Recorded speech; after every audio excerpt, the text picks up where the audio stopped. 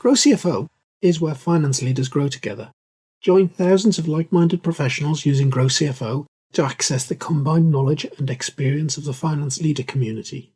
You can join us today at growcfo.net. Hello and welcome to the Grow CFO show.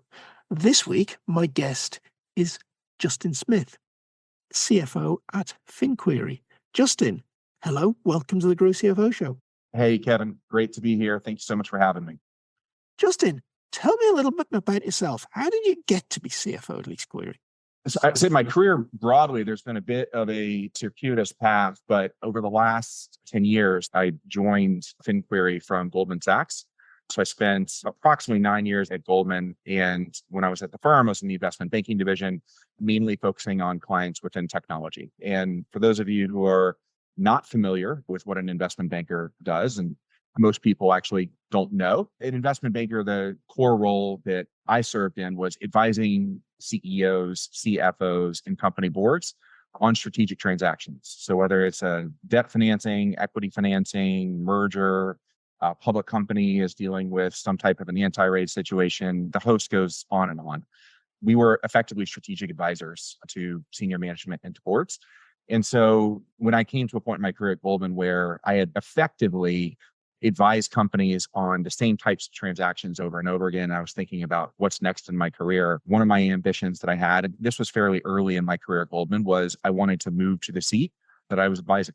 And so I was fortunate enough in 2023 to have the opportunity to interview and ultimately join a company. Again, FinQuery, we rebranded about 2 months ago to FinQuery. And I've been in the seat for a little over a year at this point.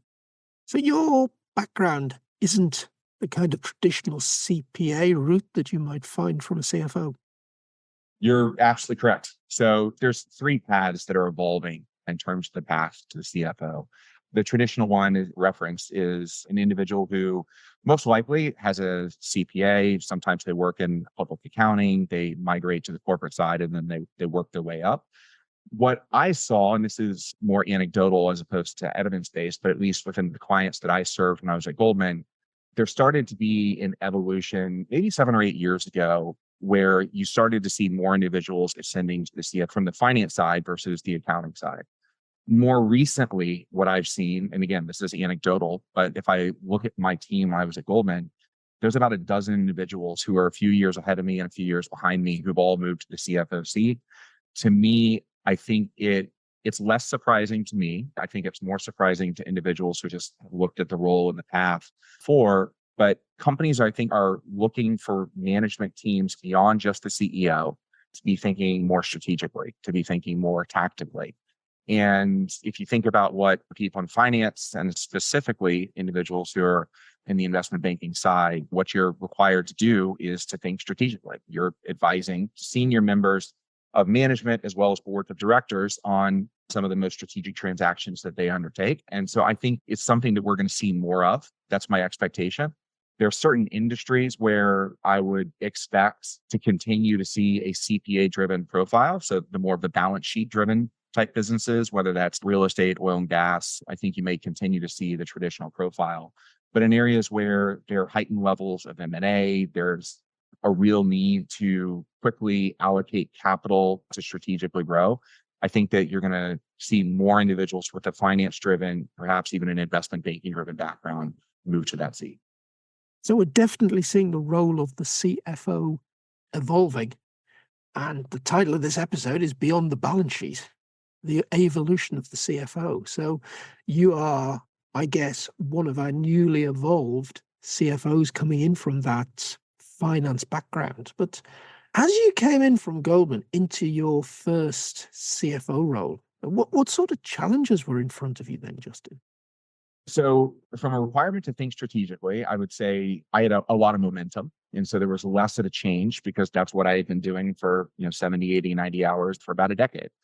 In terms of the role of the CFO, there is a tremendous amount of responsibility that rolls up to that position. And so it was drinking from a fire hose, to use the saying there, for the first several quarters. Moving to a new company, into a new role, I think that's a challenging combination. And so for me, it was understanding, what are all the various workflows and work streams that have to be done accurately, that need to be done in a timely manner, And then also being able to forecast and understand, what are all of the work streams that need to be done over the next 2 to 3 months that are impacted by the things that need to be completed today.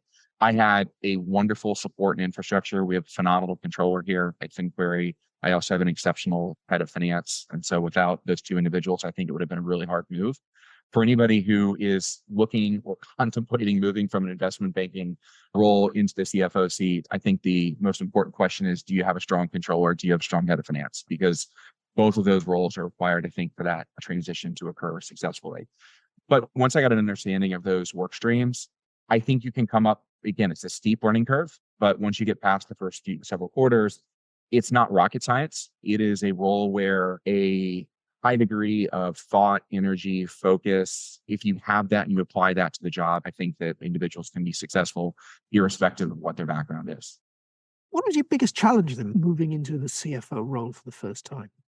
I think the biggest challenge was understanding where I should insert myself throughout the organization, how I should partner with various leaders, and really driving value outside of just the finance department. I think a successful CFO should be spending more of their time outside of core finance than inside. The role has evolved much more operationally. And so I find myself spending fairly significant amount of my time across sales, across marketing, across operations, working with product to understand what are some of the needs that we're going to have from a capital perspective. How are we trending towards our goals from a pipeline and R&D perspective? When I first started, my core challenges was just learning the role. And then again, after several quarters, understanding how should I be partnering with the various departments. That is my role effectively, is to be a partner to ensure that we are allocating our capital in a way that is responsible to shareholders, but is also driving value going forward. And so I need to understand, if marketing needs capital for project or initiative, I need to understand what the size and scope and cadence of deployment of that is. For our sales organization, we occasionally get clients or prospective customers who have certain types of requests around deal terms. If I have a number of my deals start to have a net 90 terms, which by the way, we get asked for all the time, if I start seeing my payment terms slip out, that has an impact on my cash flow. And so partnering with my sales org to explain that we're not going to do net 90 terms, where these are the parameters that we need to operate. This is what a good deal looks like. And setting those parameters, that helps my AEs be more efficient when they're setting expectations with clients from a negotiation perspective. So it's really being a partner, I think, across the organization so that people can effectively do their jobs more efficiently and more. And that's definitely the way I see the role of the CFO evolving. It's definitely not looking at balance sheets. It's doing exactly the sorts of things you describe. But Justin, to do that, what skills do you think are important? First and foremost, communication. I would like to think that I have a decent communication skill set from my prior job, but it's an area where candidly, I'm always working on and trying to get better. I think you have to have exceptional listening skills, because I'll be the first person to admit there are things that happen within the organization that sometimes I'm just not aware of. And so you need to ensure that you're spending enough time understanding what is happening that are 2 or 3 steps removed, because those types of conversations help you get ahead of things that are going to ultimately require decisions to be made. So ultimately, communication, I think, is critically important. And then the next step is being analytical. So from my role over the prior decade, I think that one of the things that helped me when I was at Goldman is you learn how to quickly quantify qualitative decisions and to make decisions based off of your best assessment. Open up an Excel sheet, and the end result of a calculation is you should do X versus Y. Ultimately, it's going to come down to judgment, but you still need to be able to quantify what are the potential outcomes and then move from analysis to judgment. That's something that I think I built a real skill set in advising clients prior to coming to FinQuery. And that's probably been one of the most important skill sets that I've had since I'm in my job here.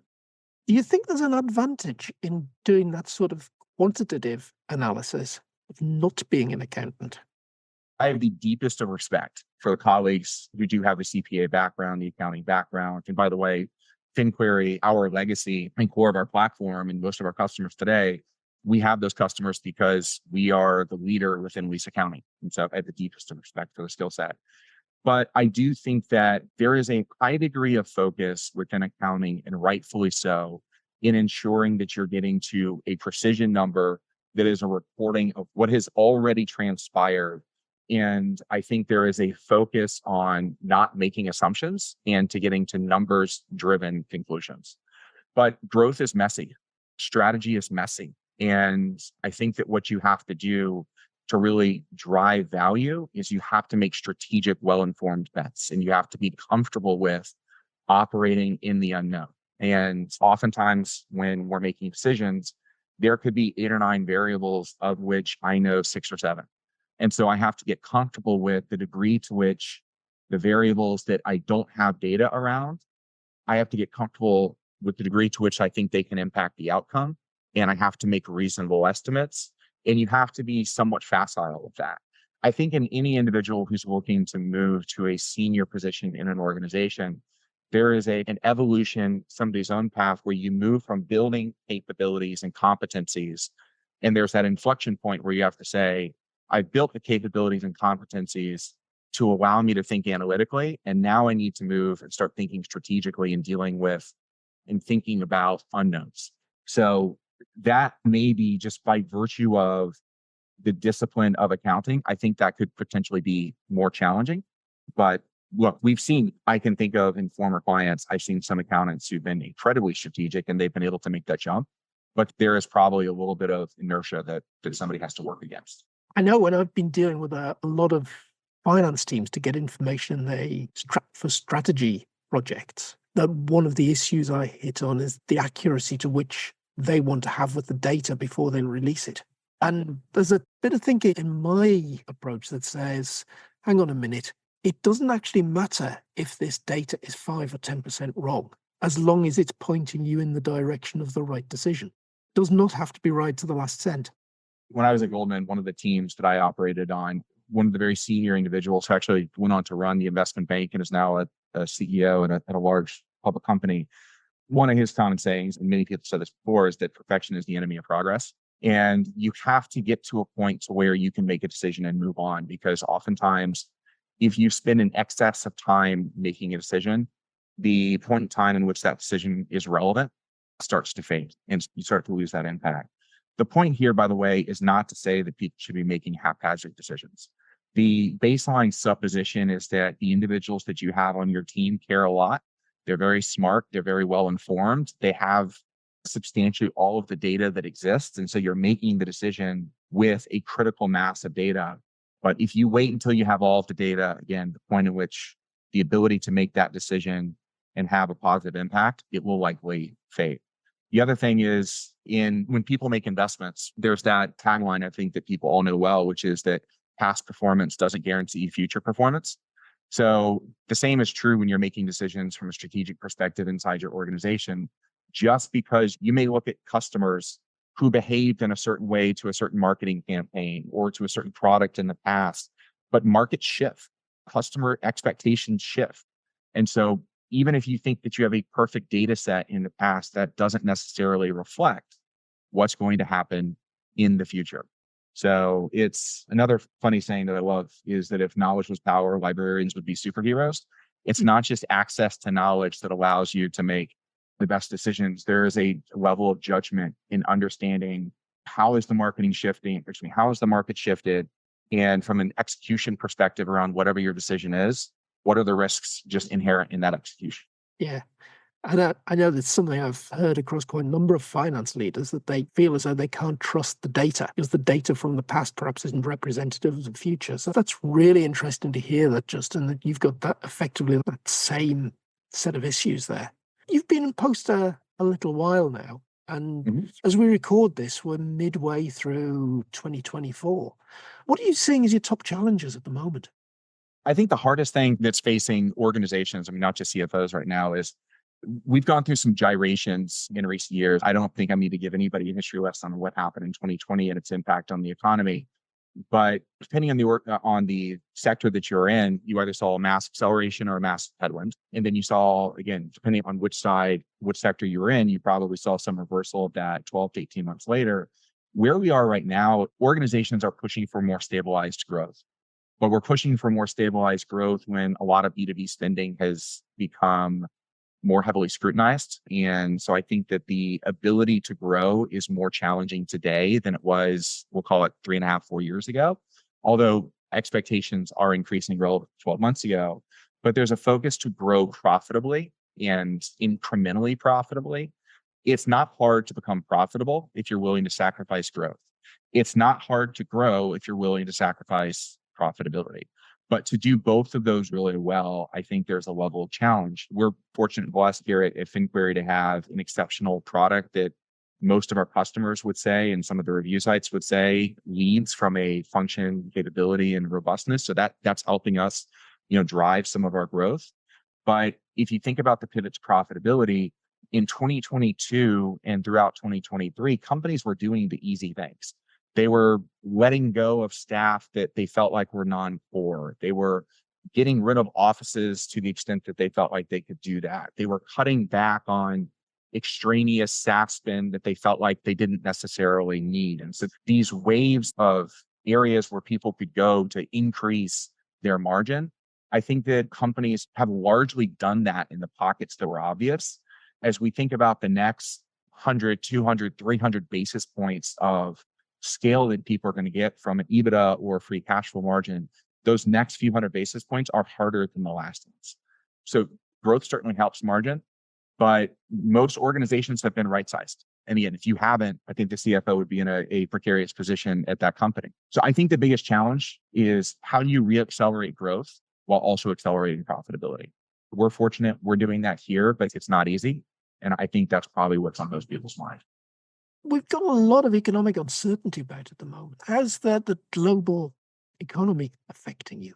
I think we've been really fortunate and have been strategic in how we've thought about our innovation and how we thought about our solution set. So we evolved from a best-in-class solution in 2023 into a diversified platform here in 2024 with the release of two main solutions. One is a software asset management solution that helps organizations maintain and manage one of their largest spends, which is their tech stack. So we help organizations automatically provision, deprovision, understand their spend. What is their spend per employee, their spend based on division, based on role. And depending on the sector that you're in, it's a top 2 to top 5 spend category. So going back to one of the biggest priorities in 2024 is to accelerate profitability as well as growth. For companies that have hundreds of employees and quite literally hundreds of applications that are deployed that are used broadly, one of the areas for that CFOs and CTOs are increasingly looking to be able to drive incremental margin is being more efficient with their tech stack. So the way that we have been positioning ourselves is one where, with the economy being uncertain and companies being forced to be disciplined on their cost lines, they need solutions like ours. And so we've really addressed the market by saying, how do we serve customers in uncertain times like where we are today? And then, of course, as they grow over time, how do they grow more efficiently? So I think part of the answer to that, again, is just core product and go-to-market set. The second part of it is we've been very disciplined and regular ourselves. We've been taking our own medicine. One of the reasons we released our software asset management solution, did an acquisition, and we've done tens of millions of R&D on top of it to build a truly best-in-class solution. We were looking to actually bring that cost line item, our tech spend, in ourselves. We've been much more focused and disciplined around hiring. We've been much more focused and disciplined around backfill. We've been focused around our real estate strategy. So we're actually adjusting a real estate strategy, and we'll pull, I think, about $1 million of savings just on an office from 2024 to 2025. So we're doing all of the things that we can do from a cost infrastructure perspective, but you don't cut your way to growth. We have invested significantly in our solutions to ensure that we believe that we have the best solutions in the market in the categories where we play. And so having a very disciplined cost base with little to no, and you're never going to fully eliminate it, but little to no extraneous spend, which allows me to put more money behind go-to-market, which drives growth in the future. That's how we've thought about navigating through the uncertain times that we're in. So we touched on data earlier, Justin. You must be using some fairly advanced analytics to do what you do. All of those things you've talked about in cost saving must require good data. All that profitable growth must require good data.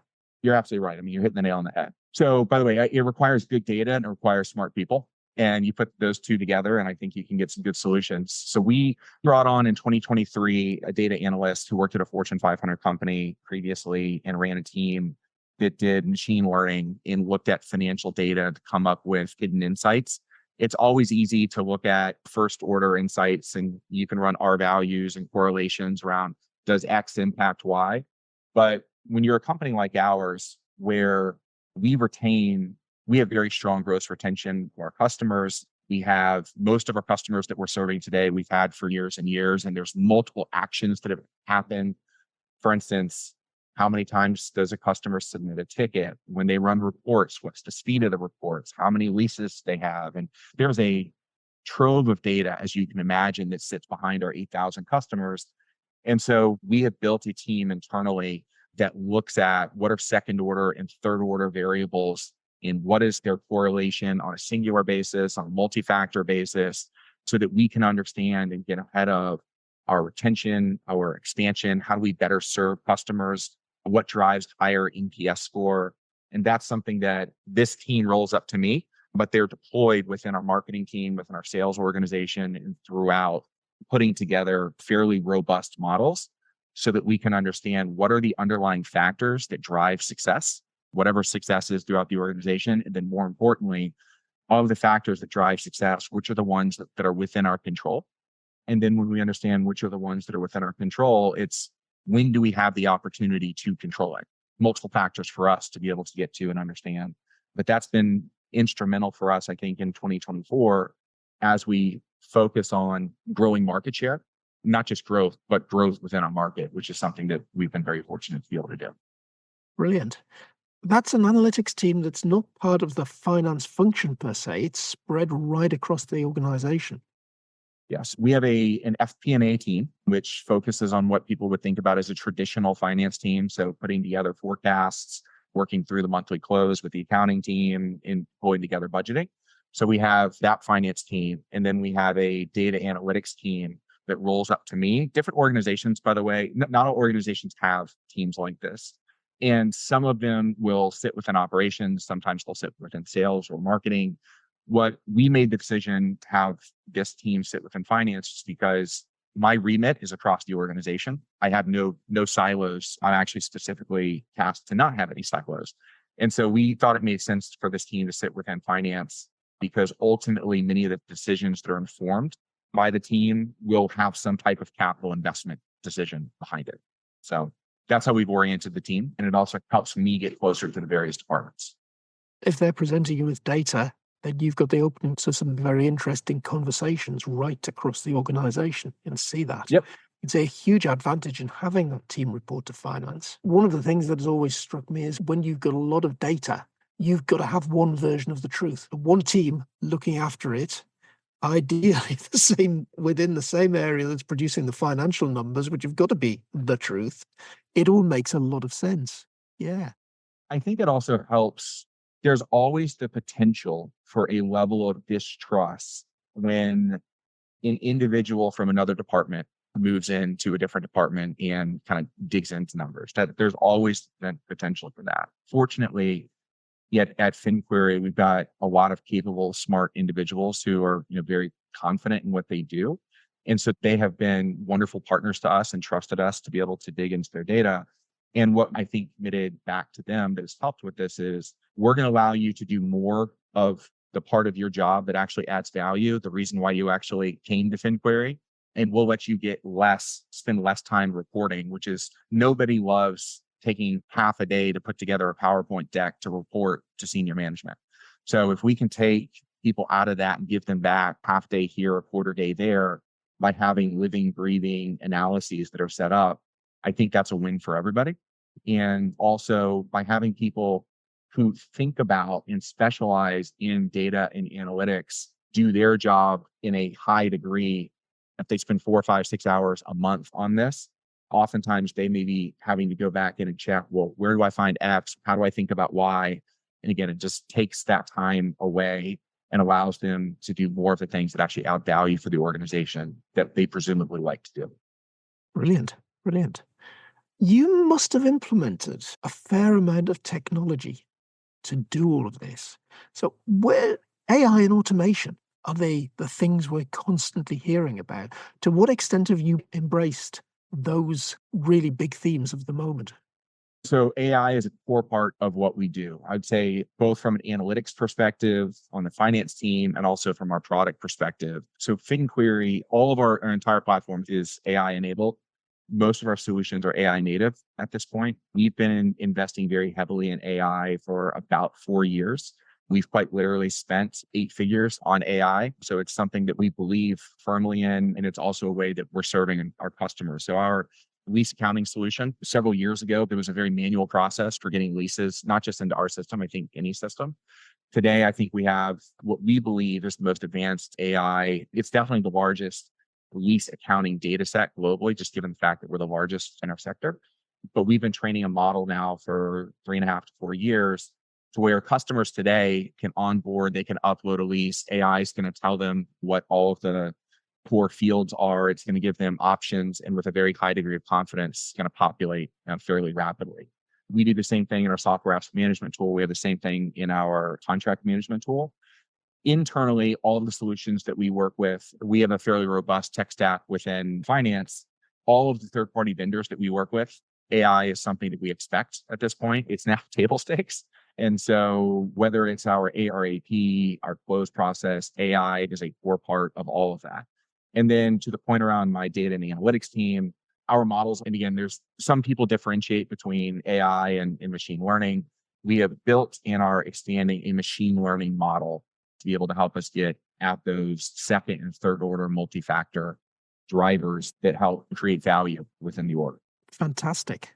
Just going back, you mentioned one of the big things that's happened this year is getting to grips with real estate, reducing the spend on real estate. So does that imply that you've got fewer people in the office? We are like so many technology companies today where one of the core benefits is that people want to have the opportunity to work where they want to. So we've made a decision at FinQuery where we do want to have a home base. So we're going to continue to have a headquarters. We're going to continue to have a physical presence, but we give people the opportunity to come and work together in teams, or if they want to work remotely, that's certainly an option as well.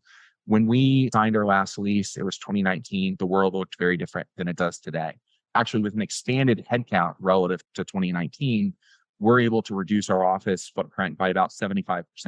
And to do so, by the way, at a rate that is more compelling than where we were in 2019, while still serving everybody who wants to come in. So we operate where individuals, there's a core nucleus. So my team, the finance team, the accounting team, a lot of our marketing team, and certain individuals within HR have all made the decision that they want to come in and they want to work together. And that's terrific. I think that works really well. And then we have individuals within our sales and development that they use the office on a more tactical basis. So they'll do quarterly events where we'll have hundreds of people in our office. And then in between, those individuals are oftentimes going to be working remote. Just looping right back then on the conversation, Justin. Beginning, we talked about your role being very much the business partner with all of the other areas of the business. If you've very much adopted that remote model, and you said earlier that communication was one of the big skills that you needed, now, having everybody remotely and managing that communication, what sort of challenge is that to you personally, being able to be that business partner? Yeah. So coming into the role at FinQuery in 2023, the prior 9 years when I was at Goldman, I worked with teams that were diversified and distributed globally. So it was not uncommon for me to be serving clients in the UK, where you're based, Kevin, or in China. I mean, I flew around the world as a part of my normal weekly or monthly cadence. And so working with individuals that weren't co-located with me, that was my norm. I frankly just never have known anything different than that. So I think that perhaps had an advantage coming in. That being said, when you're coming into a new organization or you're trying to roll out new initiatives, it's hard to argue that being together isn't an advantage. I mean, it is. So I think that the integration time for new individuals who join, again, I went through this about a year ago.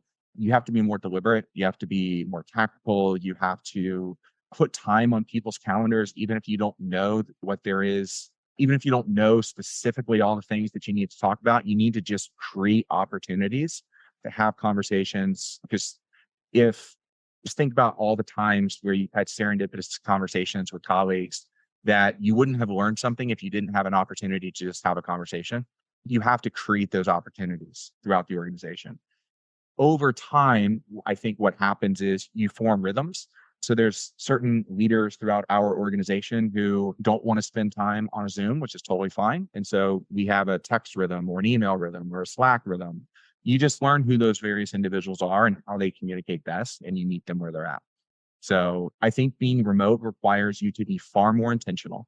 I think you also have to accept, and I would debate with anybody who says otherwise, you have to accept that when people join your organization, it's going to take longer for them to integrate. It just is. But it doesn't mean you can't get there. And it also doesn't mean that it's not the right solution. You just have to be focused on navigating. The only other item I'll add here is I do believe that getting organizations together in person in some cadence, again, some companies do it quarterly. We do a combination of quarterly and annual.